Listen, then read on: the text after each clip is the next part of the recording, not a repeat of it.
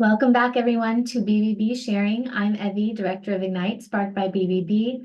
And just like I promised, this is part two with Austyn Walker, the intern at Recover Hope. Like I said before, she is Linda Hawkins' right-hand man. And today we're going to talk about sugar dating. What is sugar dating, Austyn? So to give kind of a cited definition, because there really isn't a ton of information on it, Psychology Today defines sugar dating as a quote, sugar baby is someone who receives gifts, including cash, in exchange for company, which can include sex but doesn't have to. And a sugar daddy or sugar mommy is a person who gives those gifts and is typically wealthier and older than the sugar baby. So basically, sugar dating is a practice where typically older, more well-off individuals offer gifts, whether that's monetary or otherwise, in exchange to someone who is typically younger and less well-off for different things. This can be as simple as, give me a weekly phone call, tell me how your week's going, or, I've got this party coming up, be my arm candy. But that can lead to something as sinister as, sexual or labor exploitation very easily. I I have heard of sugar babies. I think in an age of Instagram and TikTok and Facebook and Miami, Florida, we learn about these types of things very easily and very quickly. And I didn't even know about sugar dating, but I have heard about younger people who provide certain services for older, more well-off people because they want certain items or want to live a certain lifestyle. Example, influencers that we see on Facebook or Instagram. So that makes sense. Why is it dangerous? So it's dangerous because it creates vulnerability. And something I'm sure Linda has mentioned is that human trafficking is the exploitation of vulnerability. Yeah. And so typically people believe this is okay because like the sugar daddy or sugar mommy is just giving them gifts. They don't always necessarily ask for something back, but this can quickly create that sense of dependency. I would say, how much of your soul are you willing to sell? Right. And that sense of dependency also opens the door for manipulation. And by creating that opening for manipulation and pressure, we open the door to that hurt and to that exploitation. That makes sense. I think when somebody starts to give you or gift you a certain number of things, certain things, you start to feel like you owe that person at that point. Or maybe you become accustomed to receiving those items or living that lifestyle. And so you're like, oh, I kind of got to go along with this. Yeah, and especially if some of the instances that I've seen, they give like an allowance. And so if you get used to getting that money in and you start to not want to do what they're asking you to do, that's when they tend to turn that, look what all I've done for you and think about all the things I've given you. And then you feel like then you're in their debt. Yeah. Oof, that's tough. Are there any stats of or statistics of prevalence of it? So unfortunately, there's not. Yeah. There really are no statistics because technically it's not illegal. Yeah. And so people don't really realize the potential for manipulation and the way that it opens these people up for the exploitation. The closest thing that I have to a statistic was from a research paper by a BA candidate at California State. There's one app called Seeking. It used to be called Seeking Arrangements. It's a popular sugar dating app that claims to have over 10 million active members, a majority of which are in or currently seeking sugar relationships. So what that tells us is that there are over 10 million, at least, accounts being made to enter or that are currently in sugar relationships that can lead to or may already include exploitation and thus human trafficking. What happened to just working hours on end to save for a Louis Vuitton bag? Why do we have There are people still doing that. I was gonna say, why do we have to resort to shady relationships? And I don't think Louis Vuitton's that much worth it. I don't think anything that has to do with potentially putting myself at risk mentally and physically is worth living a certain lifestyle that I want to live. Yeah, and the thing is that people don't realize that it's dangerous. People think that it's just, this guy, I caught his eye on Instagram and he offered to take care of me, why not take advantage of this old guy wanting to give me all of his money, write me into his will? It's too good to be true. Right? It always is.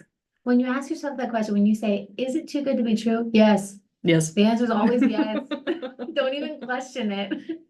That's your gut trying to tell you, no, girl, run the other way. No, absolutely. So who are the people that are most vulnerable to sugar dating?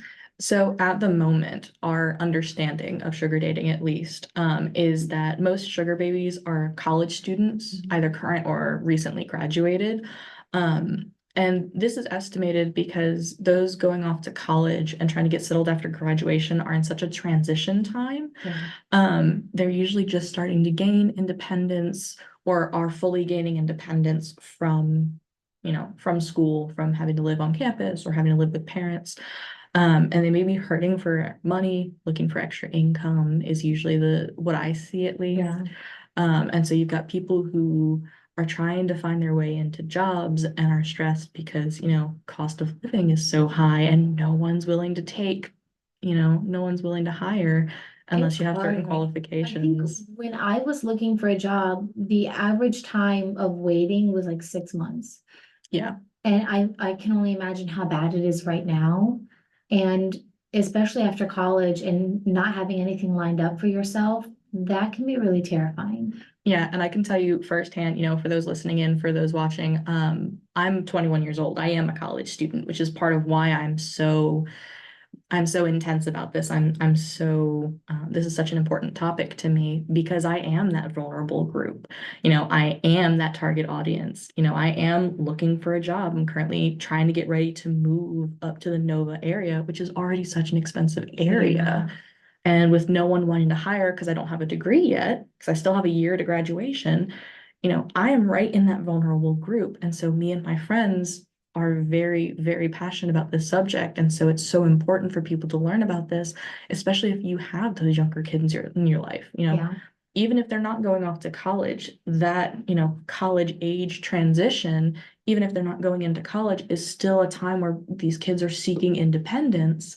And so they're still likely to fall into that. Absolutely. I think as far as like 18 to 24-year-olds right now are actually the most vulnerable age group to scams. We actually had a conversation about that here at the BBB and when we go to triad events. It used to be seniors. And seniors, when they learn that it's 18 to 24 now, they're like, what? It's the younger people? Yeah, because social media and, exposure to like such a high level of access to everything can do that to you. It's also the change of technology. I'm not going to sit here and be like AI is the problem to everything, but I think it's how you use it. right. Yeah. But then technology, just as we advance, whether it's, new tech as in like new computers, new phones, or whether it's new ways to use the technology, new social medias, TikTok, Instagram, Snapchat, all of those, especially when they're brand new and are reaching to that younger audience, that's where we see that jump in vulnerability because, we're not used to looking for the signs on those particular platforms. That's true. And, I can only talk specifically for traffickers because that's kind of, what I focus on. But traffickers are dumb for doing this, but they're not stupid. They have to have a certain level of intelligence to do this kind of work and a certain level of charisma. High level of manipulation. I mean, that's its own type of intelligence right there. So they use these new technologies and they change the way that they work. And that's how they continually change who's vulnerable and constantly bring in those new people. Yeah. Oof. So what should we do if we notice that someone close to us or someone in general is in a sugar dating situation? So the only thing I can say for this is that sugar dating isn't illegal. There is nothing quote unquote wrong with it, technically in the eyes of, say, the legal system. Whether or not we agree or disagree, but from a legal standpoint, there's really nothing that you can do unless something has or seems like it's going to happen. So our biggest suggestion is to educate yourself and educate your friends, especially if you see them getting into those kinds of relationships or if you see them starting to lean that way, letting them know the dangers of it. Everyone's a free person and we have free will for a reason. Everyone can choose to do this if they want. So all that we can do as friends, as family, as community members is to educate ourselves and others. And then if they come to you that the relationship has turned sour, if they try to say that they're starting to hold them against their will, or if they say that it's starting to turn manipulative, that's when you can try and go more towards law enforcement. But unfortunately, if someone just said, hey, I just found somebody to be my sugar daddy, I'm going to be a sugar baby, you can't exactly call 911. They're not No. going to be able to do anything about They're it. gonna have to learn that lesson Mhm. unless they listen to you and they're like, yeah, you're right. Yeah. So our biggest suggestion is educate yourself on it. You know, we love telling people, do your own research. You know, people hate doing research, but it's such an important part of understanding. Me, because the second I learn about something, I'm like, huh, Yeah, Google's deep my new dive. best friend. New hyperfixation. Right? Every time, I mean, I could be watching a movie and I learn about something, I'm like, what did they mean by that? Yeah, and I am an IMDb'er, and so if I see someone, I'm like, wait, what were they in? Yeah. And I go down that rabbit hole, and then I'm like, wait, they said this about someone? What's that? See, I knew it. When you walked in here, I was like, this girl gets it. But thank you for coming in and talking about both of these very important topics. For those of you that are just now listening to the sugar dating topic that we've been talking about, there is a previous podcast episode, a part one to the series, where we actually talked about fair trade. Austyn gave us some great feedback on that, great information and advice on how to go about shopping fair trade. And then, of course, sugar dating. If you feel like your friends or cousins or any of your family members are getting involved with a situation like this, try to educate them as best as you can. Maybe have them listen to this podcast. I mean, there's nothing to say that a boyfriend can't provide for his girlfriend or a girlfriend for her boyfriend, but it's, it kind of hits a gray area eventually.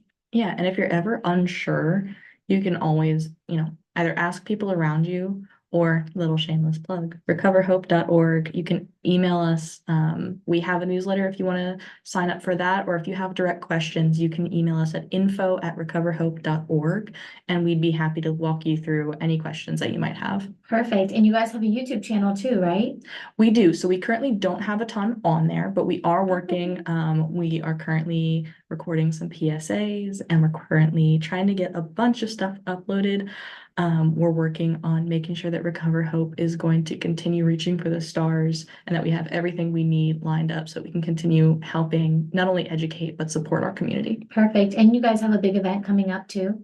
We do. So in September, we have our annual fundraising gala. It's September 19th from 6:15 to 9:15. And we are at the Outlook at Saddle Ridge. So if you're interested, early bird tickets end July 31st.